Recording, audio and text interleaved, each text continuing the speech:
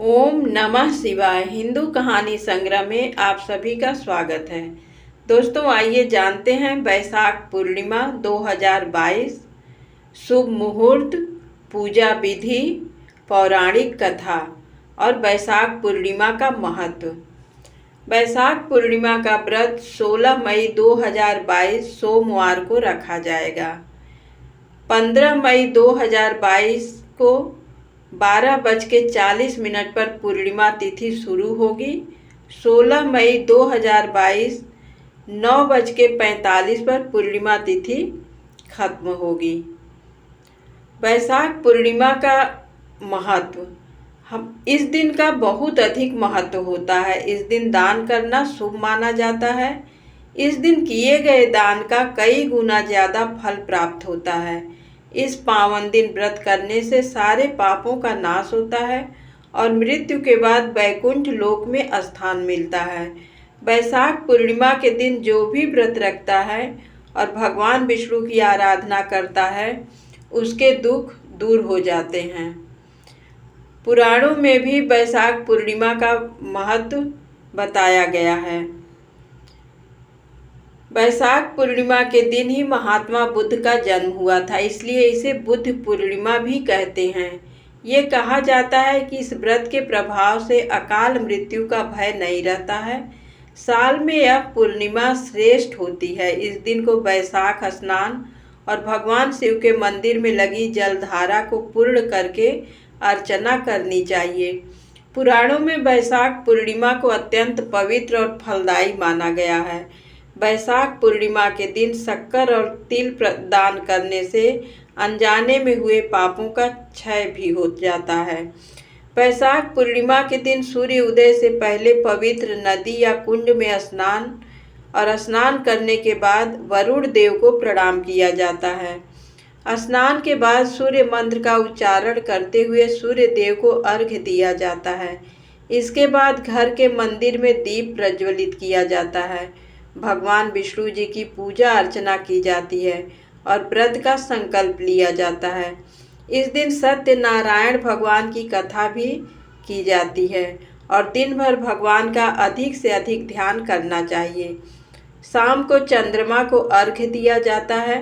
इसके बाद भगवान को भोग लगाया जाता है और सिर्फ सात्विक आहार का भोग लगाया जाता है। धार्मिक मान्यताओं के अनुसार भोग का एक हिस्सा गाय को खिलाना चाहिए। आइए जानते हैं वैशाख पूर्णिमा व्रत कथा। द्वापर युग में एक बार यशोदा माँ ने श्री कृष्ण से कहा कि वह सारे संसार के उत्पादनकर्ता पालनहारी हैं। वह उन्हें ऐसा व्रत बताएं जिसको करने से मृत्युलोक में भी स्त्रियों को विधवा होने का भय ना रहे तथा वह व्रत सभी मनुष्यों की मनोकामनाएं पूर्ण करने वाला हो। श्री कृष्ण जी उन्हें ऐसे एक व्रत को विस्तार से बताते हैं कि सौभाग्य की प्राप्ति के लिए स्त्रियों को 32 पूर्णिमाओं का व्रत करना चाहिए। ये व्रत अचल सौभाग्य देने वाला और भगवान शिव के प्रति मनुष्य मात्र की भक्ति को बढ़ाने वाला व्रत है। यशोदा जी कहने लगी कि इस व्रत को मृत्यु लोक में किसने किया था। श्री कृष्ण ने कहा कि इस भूमंडल पर अनेक प्रकार के रत्नों से परिपूर्ण कातिका नाम की एक नगरी थी। वहाँ चंद्रहास नामक राजा राज्य करता था।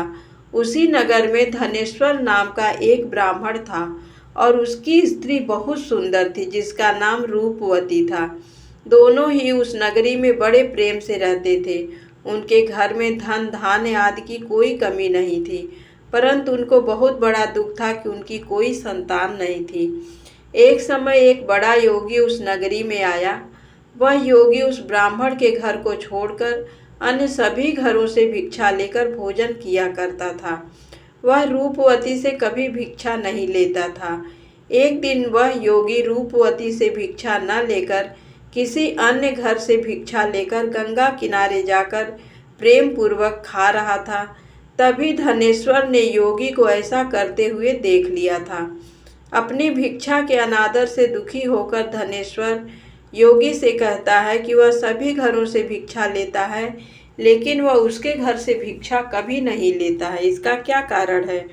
योगी ने कहा कि निसंतान के घर की भीख पतितों के अन्न के समान होती है, और जो पतितों का अन्न खाता है वह भी पतित हो जाता है।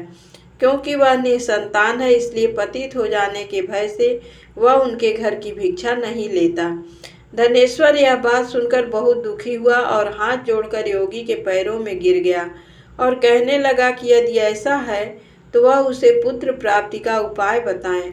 वह सब कुछ जानने वाले हैं, वह उस पर अवश्य कृपा करें। धन की उसके घर कोई कमी नहीं है, लेकिन कोई संतान न होने के कारण वह बहुत दुखी रहता है। वह उसके इस दुख का हरण करे। यह सुनकर योगी कहने लगे कि उन्हें चंडी की आराधना करनी चाहिए। घर जाकर उसने अपनी स्त्री से पूरी बात कहकर स्वयं वन में चला गया। वहां उसने चंडी की उपासना करनी शुरू कर दी और उपवास भी किया। चंडी ने 16वें दिन उसको स्वप्न में दर्शन दिया और कहा कि उसके यहाँ पुत्र होगा, परंतु वह 16 वर्ष की आयु में ही उसकी मृत्यु हो जाएगी।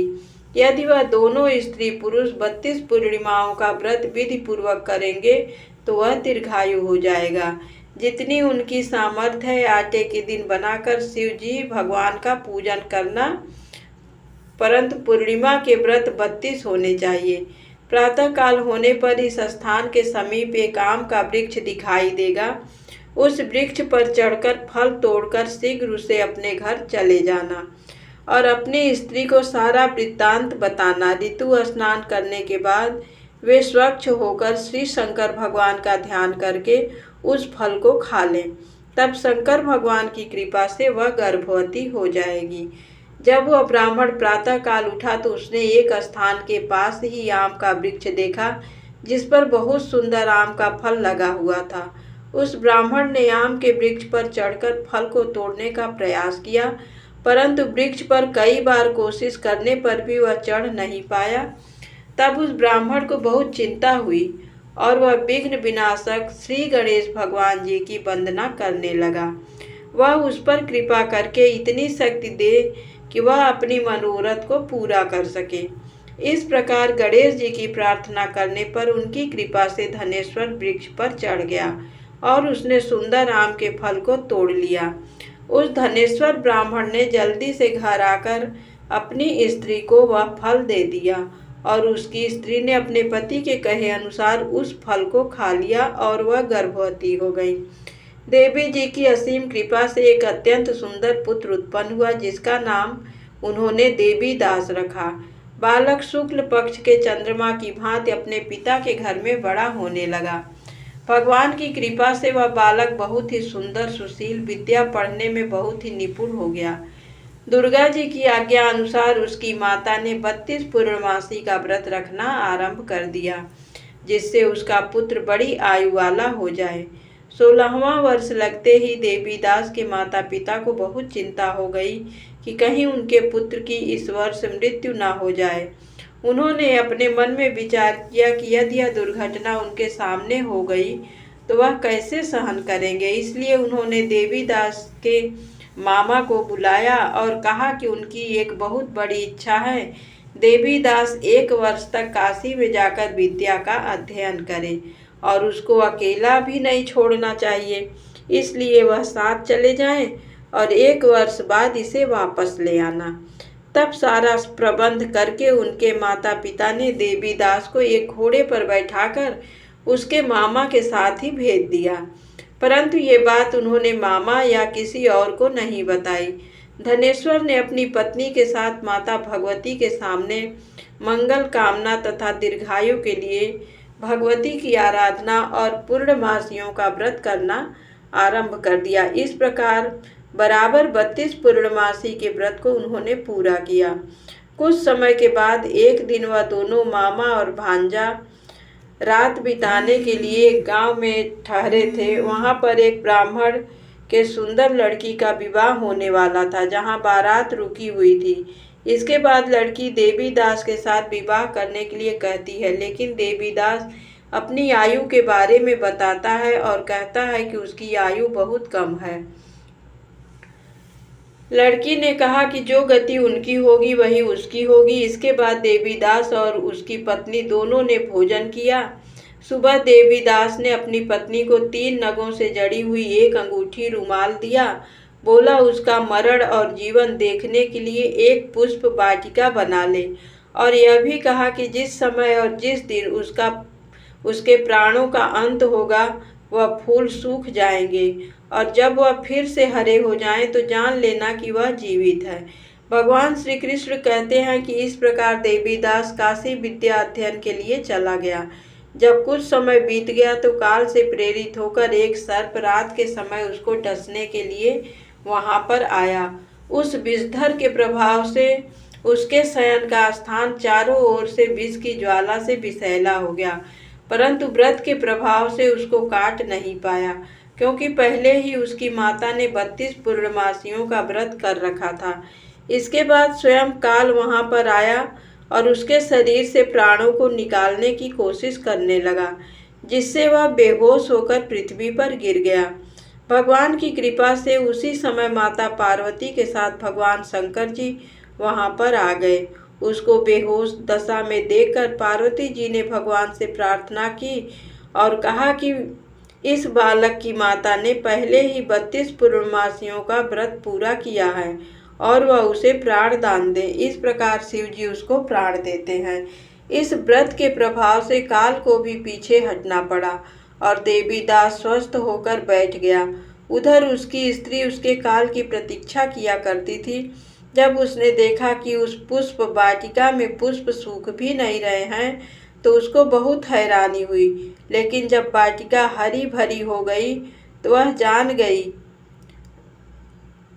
जान गई कि सब कुछ अच्छा है, उसके पति को कुछ नहीं हुआ। यह देखकर वह बहुत प्रसन्न मन से अपने पिता से कहने लगी कि उसके पति जीवित हैं और वे उन्हें खोजे। जब 16वां साल बीत जाने पर देवीदास अपने मामा के साथ काशी से वापस चला गया।